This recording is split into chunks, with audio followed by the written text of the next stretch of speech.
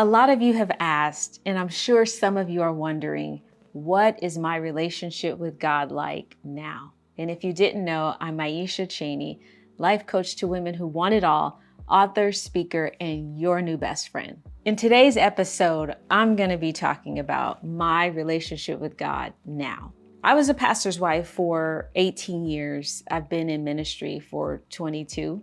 And I have experienced the whole gamut of things, right? I have done all the praying, the fasting. I've gone and got 2 theology degrees. I have lived this life, and truthfully, I have loved what it represents and what it means to me, being a believer. I was always non-traditional, so I did not wear the hats and all of that.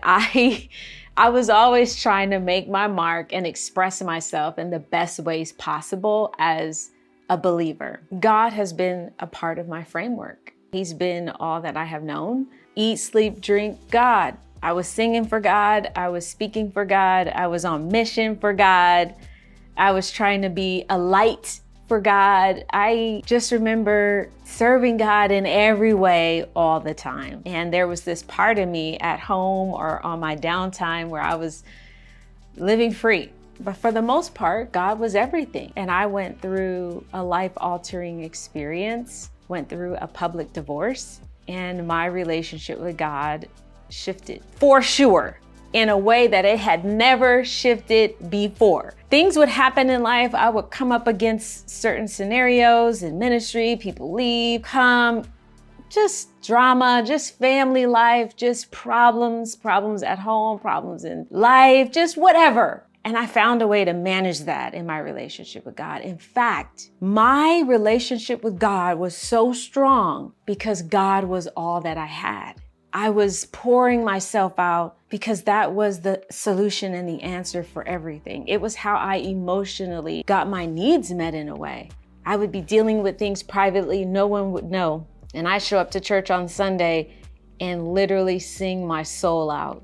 I would sing from the depths of my pain, from my hurt, from my frustration, from my loneliness, from my isolation, from whatever. When I was happy and joyful, I would sing from there. I would speak from there. It was like God met me in very intimate spaces because there was no one there with me and God. I was married, but if I was having a problem with my husband, God was my answer. I wasn't going to my mom and my sisters and my cousins and my best friend. It was me and God having to solve all these problems. So God was everything to me in the ways that I needed him for a lot of years. When I went through the divorce, my relationship with God shifted because for the first time in my life, I didn't have that space to go and express all of my pain. I had nowhere to turn. All the drivers that I used to connect with God and others disappeared. There was no stage. There was no giving to others. It was me and God. And I was always used to it being me and God, but now it was like really me and God. It changed everything. And for a period of time, I left it on the back burner.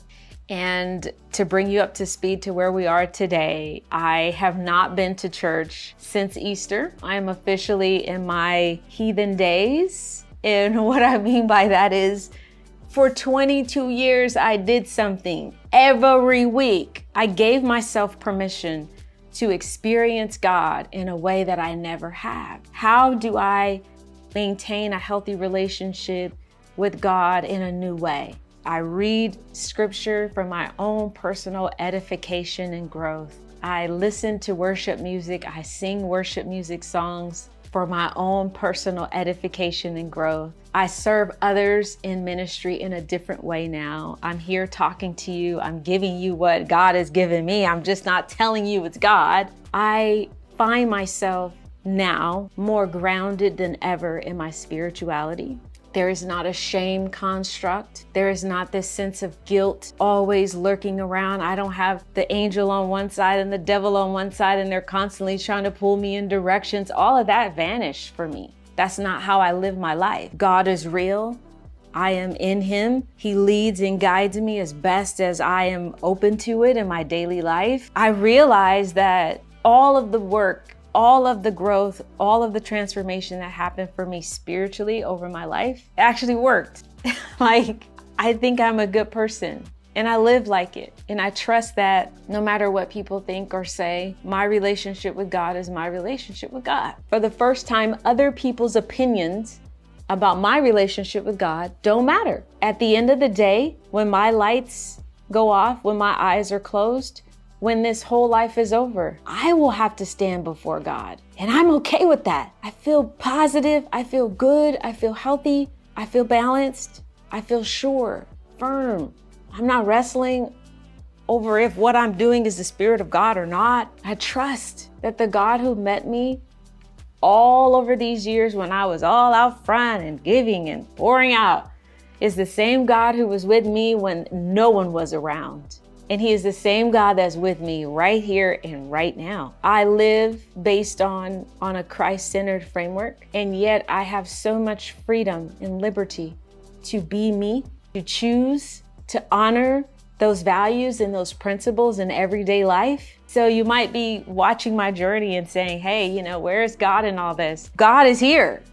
But I'm learning how to hold space for God in my life, how to have him the center of my life in new ways. So if you ask me, what is the sermon for today? Here's what it is. Your relationship with God is your relationship. Far too often we spend time modifying our behavior based on what we think other people will think about our relationship with God. I'm not changing my clothes so that you think I'm holy. I'm gonna wear what I wanna wear because what I wear doesn't matter as it relates to my faith and my belief in God. You might hear me throw a cuss word in here every now and then, okay? And guess what? It's okay. You may disagree with this, and that's okay. But all of these external things that we use as a guide to judge don't have as much weight in a person's heart and soul and connection to God. You know why? Because you're doing it all the time behind closed doors. You know why? You're wearing whatever you want when you feel like it, and can't nobody tell you anything. You cuss like a sailor in private, and God is still there.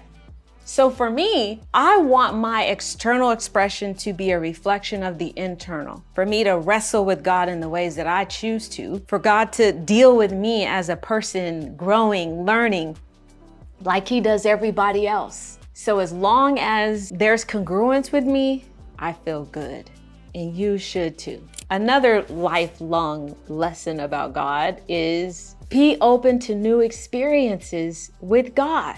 As we grow and evolve, I think over 18 years, I grew in God, but it was like I knew God as a certain figure in my life.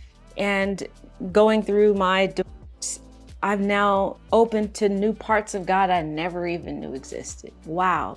Wanting to get the same thing, but in a new way. That God doesn't change. He's the same forevermore, but I get to learn me and how I can relate to God in new ways. Be open to new experiences.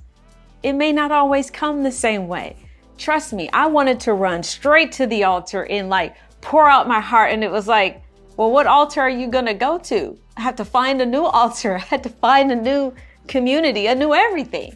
And lastly, whenever you go through life-altering experiences, your connection, your relationship with your faith may adjust. It may shift, it may change in light of what you have experienced. I don't know if we give ourselves permission. We feel like the God we met when we were 5, that's all, that's it, that's all. And we have to constantly feel under this heavy weight. It doesn't have to be that way, sis. I'm telling you, I'm giving you permission right now to allow this circumstance in life to reframe your relationship with your own faith, and that it's okay. God is big enough to hold you here. You can wrestle, you can redefine, you can reframe, you can shift. You can decide that as I'm growing as a person, as I'm changing, that I want something different, that I want to shift, that I want to be open to new, whatever it is. I'm excited about the years to come. God doesn't change. He is the same, but we are changing people. And it's important that as we grow, our faith is growing with us. If you were to ask me 5 years ago, would I be sitting here right now talking to you about God in my shift in my relationship with God? I would have been like, no.